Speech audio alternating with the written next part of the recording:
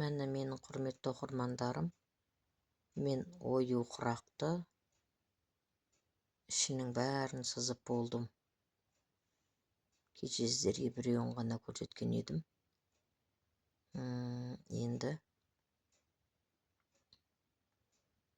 өзіме бір көрпешеге 6 көз керек дедім осы оюдан. Сол оюдың бәрін ручкамен фетр оюдың көмегімен бәрін сызып шықты мына ұқсап.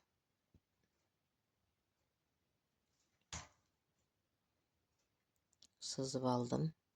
Мына 1, 2, 3, 4, 5, мінекей 6-шы көзі мінекей. Бәрін сызып алдым. Бұл матовый велюрға флизелин жапсырып, соның үстіне фетрдан дайындалған оюды қойып сызып алдым. Енді бұған не істейміз? Бұған енді паутинка жапсырамыз. Сызып дайындап алдым. Қатты жаңағы флизелин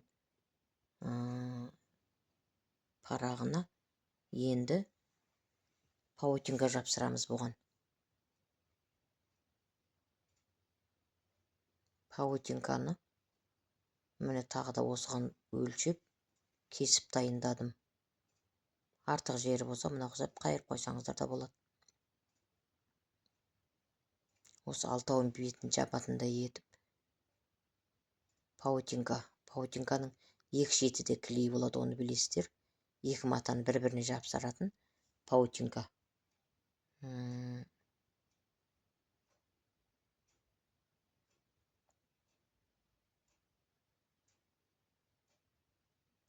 Енді осыны қалай жапсырамыз? Осы мата сататын жерге барсаңыздар, оракл деген қағаз болады. Мынау соның сыртында қабығын алып тастадым. Ана бір әдемі жалтыраған қабықтары болады. Оны алып тастадым. Енді мынау ораклдың іші мынау. Құрақ маталар сататын жерге, перде маталар сататын жерге барсаңыздар, осындай оракл деген қағаз айтсаңыздар, соның сол ораклдың бетіндегі жалтырағын алып тастап, астында қағазын пайдаланамыз.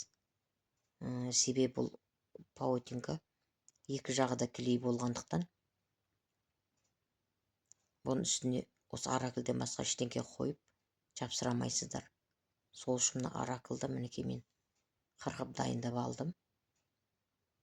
Енді осыны ысып тұрған үтікпен жаймен басасыздар. Үтік сыртқа шығып кетпесін. Паутинка ол өзі клей, оның үстіне ыстық үтікке жабысып қалады. Сол үшін жаймен мына ұқсап буып жіберудің керек жоқ, бірақ үтік қызып тұрса, осы ұқсап жүргізіп отырасыздар. Бұл қағаз, оракл қағаз да мынау неге жабысып қалу керек? Жаңа астындағы паутинкаға жабысып қалу керек. Сонда ол дайын болды деген сөз. Мына ұқсап қазір бәрін жаймен үтіктеп шығасыздар, қыздырып.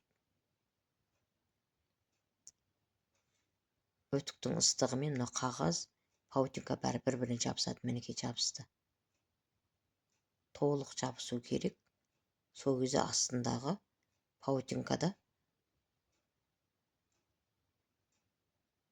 ана оюға жабысып жатыр деген сөз.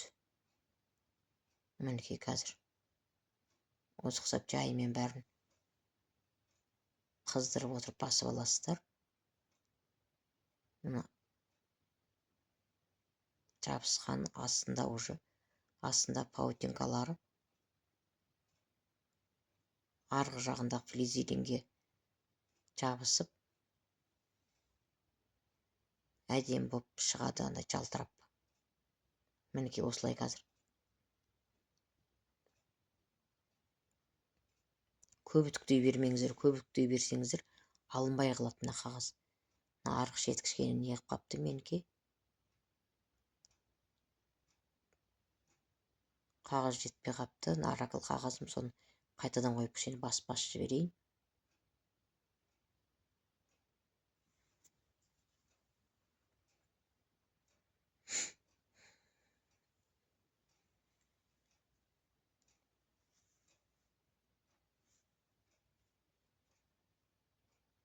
Мінекей мынаның барлығын әдемі басып шығасыздар, бірақ паутинкаға үтіктейіп кетпесін.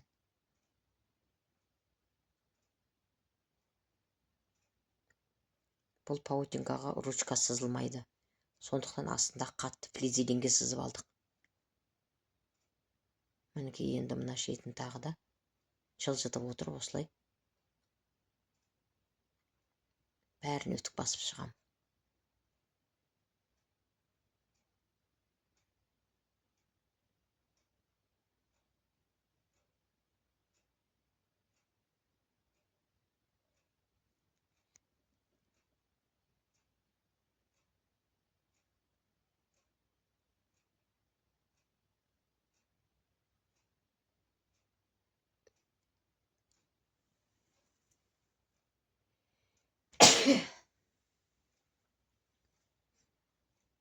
Міне осы ұқсап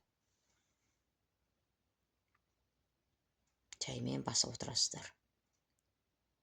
Сонда қағаз да жабысады, астындағы паутинка флизелинге жабысады. Себебі ол клейді ыстықпен біз қыздырып барып, үтіктің ыстығымен қыздырып барып жапсырамыз.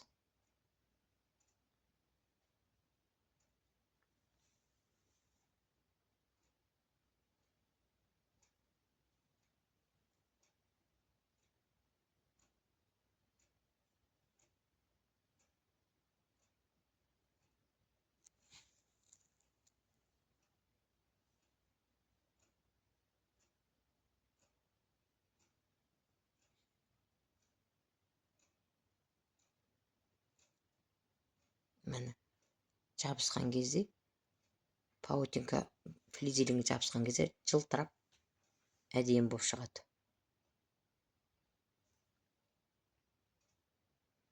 Енді мына шеті қалды.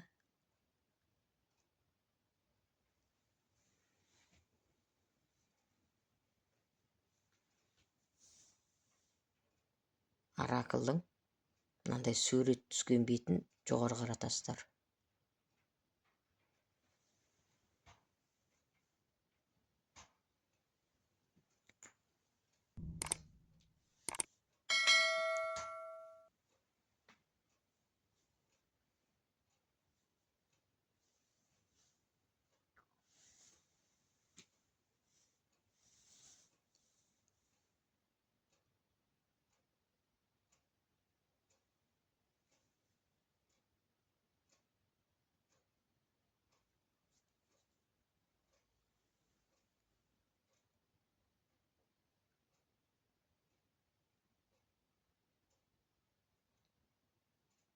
Мына осылай бәрін